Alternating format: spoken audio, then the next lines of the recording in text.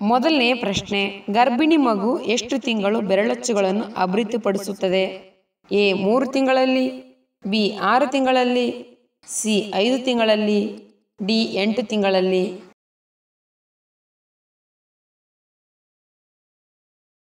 ಉತ್ತರ ಬಿ 6 ತಿಂಗಳಿನಲ್ಲಿ.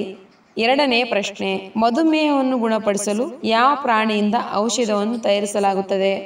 A monkey, B ಹಂದಿ, ಸಿ ಒಂಟೆ, ಡಿ ಆನೆ.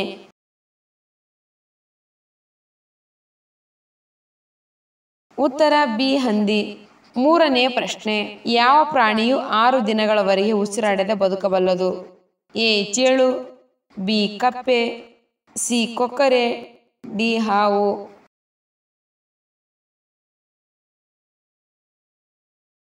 ಉತ್ತರ ಎ ಚೇಳು. ನಾಲ್ಕನೇ ಪ್ರಶ್ನೆ, ವಿಶ್ವದ 75% ಧ್ವಜಗಳಲ್ಲಿ ಯಾವ ಬಣ್ಣ ಕಂಡುಬರುತ್ತದೆ? ಎ ಹಸಿರು, ಬಿ ಕೆಂಪು, ಸಿ ನೀಲಿ, ಡಿ ಬಿಳಿ.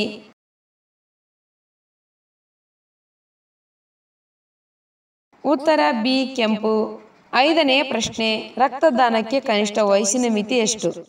A 16, B 17, C 20, D 18.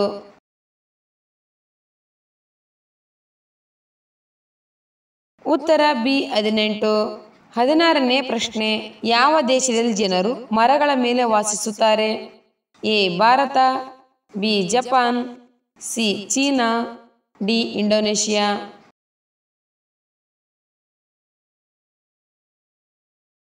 ಉತ್ತರ ಡಿ ಇಂಡೋನೇಷಿಯಾ. 7ನೇ ಪ್ರಶ್ನೆ, ಗಾಜನ್ನು ಕತ್ತರಿಸಲು ಯಾವ ವಜ್ರವನ್ನು ಬಳಸಲಾಗುತ್ತದೆ? ಎ ಕಪ್ಪು ವಜ್ರ, ಬಿ ಬ್ಲೂ ಡೈಮಂಡ್, ಸಿ ಬಿಳಿ ವಜ್ರ, ಡಿ ಎಲ್ಲವೂ.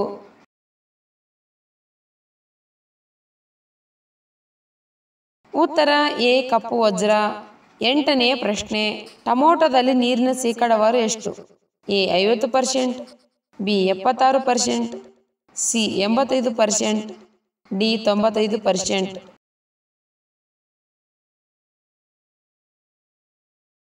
ಉತ್ತರ ಡಿ 95%. 9ನೇ ಪ್ರಶ್ನೆ, ಒಂದು ವಿಮಾನದಲ್ಲಿ ಎಷ್ಟು ಇಂಜಿನ್ಗಳಿವೆ? A 4, B 6, C 8, D 10.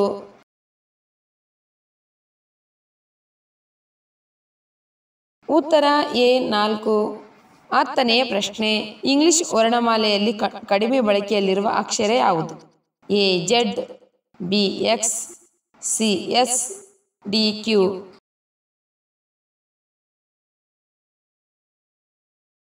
ಉತ್ತರ ಎ ಜೆಡ್.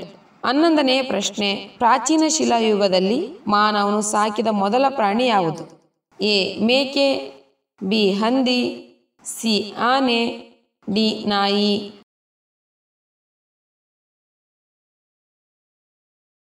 ಉತ್ತರ ಡಿ ನಾಯಿ. 12ನೇ ಪ್ರಶ್ನೆ, ರೋಗವಿಲ್ಲದೆ ಹೆಚ್ಚು ಕಾಲ 100 ವರ್ಷ ಬದುಕಲು ನಮಗೆ ಸಹಾಯ ಮಾಡುವ ಸೂಪರ್ ಫುಡ್ ಯಾವುದು? ಎ ಬಿಳಿಜೋಳ, ಬಿ ರಾಗಿ, ಸಿ ತೊಗರಿಬೇಳೆ, ಡಿ ಕಡಲೆಕಾಯಿ.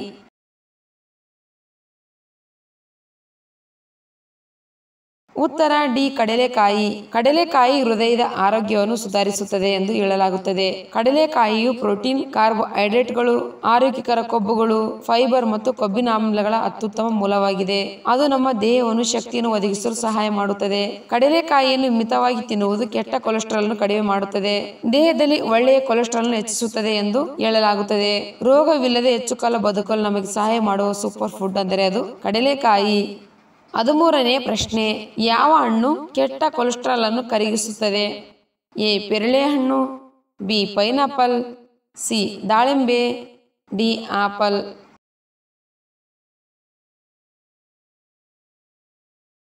ಉತ್ತರ ಡಿ ಆಪಲ್. 14ನೇ ಪ್ರಶ್ನೆ, ತಾಯಿಯ ಎದೆಯ ಹಾಲು ಹೆಚ್ಚಾಗಲು ಯಾವುದನ್ನು ಸೇವಿಸಬೇಕು? ಎ ಕಾಳು ಮೆಣಸು, ಬಿ ಮೆಂತ್ಯಕಾಳು, ಸಿ ಜೀರಿಗೆ, ಡಿ ಮೊಳಕೆ ಕಾಳು.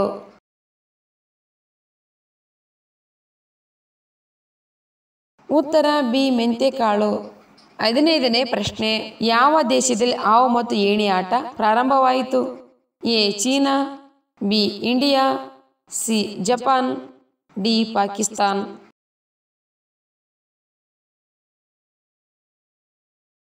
ಉತ್ತರ ಬಿ ಇಂಡಿಯಾ. 16ನೇ ಪ್ರಶ್ನೆ. 1 ಲೀಟರ್ ಸಮುದ್ರದ ನೀರನ್ನು ಕುದಿಸಿದರೆ ಎಷ್ಟು ಗ್ರಾಂ ಉಪ್ಪು ಸಿಗುತ್ತದೆ? A 35 gram, B 25 gram, C 20 gram, D 45 gram.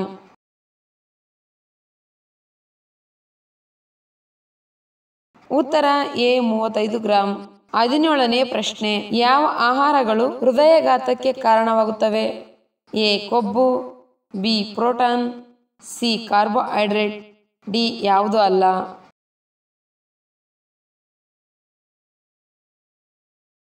ಉತ್ತರ ಎ ಕೊಬ್ಬು. 18ನೇ ಪ್ರಶ್ನೆ. ಭಾರತದಲ್ಲಿ ಅತಿ ಹೆಚ್ಚು ಬೇಳೆಕಾಳು ಉತ್ಪಾದಿಸುವ ರಾಜ್ಯ ಯಾವುದು? A Assam, B Karnataka, C Uttar Pradesh, D Madhya Pradesh.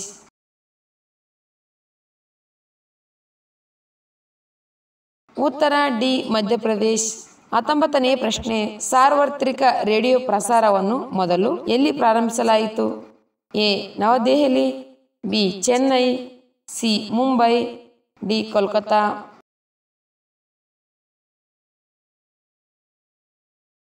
ಉತ್ತರ ಡಿ ಕೋಲ್ಕತ್ತಾ. 20ನೇ ಪ್ರಶ್ನೆ.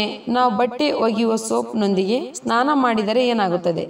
ಎ ಚರ್ಮದ ಹೊಳಪು, ಬಿ ಚರ್ಮದ ಮೇಲೆ ರಕ್ತಸ್ರಾವ, ಸಿ ಚರ್ಮ ಒಣಗುತ್ತದೆ, ಡಿ ಚರ್ಮದ ತುರಿಕೆ.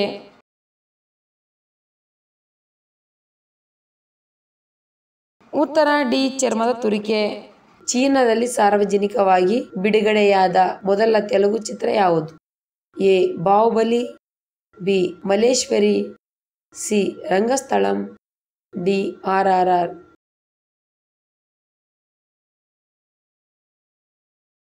ಉತ್ತರ ಬಿ ಮಲ್ಲೇಶ್ವರಿ. ಚೀನಾದಲ್ಲಿ ಸಾರ್ವಜನಿಕವಾಗಿ ಬಿಡುಗಡೆ ಆದ ಮೊದಲ ತೆಲುಗು ಚಿತ್ರ ಅಂದರೆ ಅದು ಮಲ್ಲೇಶ್ವರಿ ಆಗಿದೆ. ರಾಜ್ಯಸಭಾ ಸದಸ್ಯರ ಅಧಿಕಾರಾವಧಿ ಎಷ್ಟು ವರ್ಷಗಳು? ಎ 4 ವರ್ಷಗಳು, ಬಿ 5 ವರ್ಷಗಳು, ಸಿ 3 ವರ್ಷಗಳು, ಡಿ 6 ವರ್ಷಗಳು.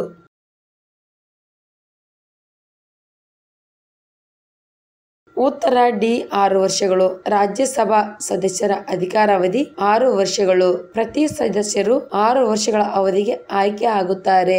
ರಾತ್ರಿ ಮಲಗುವುದಕ್ಕಿಂತ ಮೊದಲು ಎಷ್ಟು ಗಂಟೆಗಳ ಮುಂಚೆ ಊಟ ಮಾಡಬೇಕು? ಎ 2 ಗಂಟೆ, ಬಿ 30 ನಿಮಿಷ, ಸಿ 1 ಗಂಟೆ, ಡಿ 90 ನಿಮಿಷ.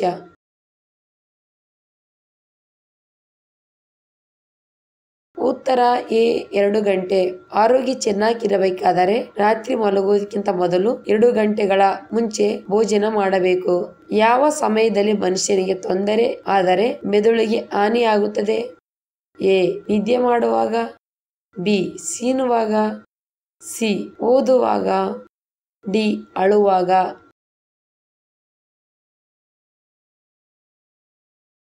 ಉತ್ತರ ಎ ನಿದ್ದೆ ಮಾಡುವಾಗ. ಮನುಷ್ಯನಿಗೆ ನಿದ್ದೆ ಮಾಡುವಾಗ ಡಿಸ್ಟರ್ಬ್ ಅಥವಾ ತೊಂದರೆ ಆದರೆ ಆ ಸಮಯದಲ್ಲಿ ಮೆದುಳಿಗೆ ತೊಂದರೆ ಆಗುವ ಸಂಭವ ಬಹಳ ಇದೆ.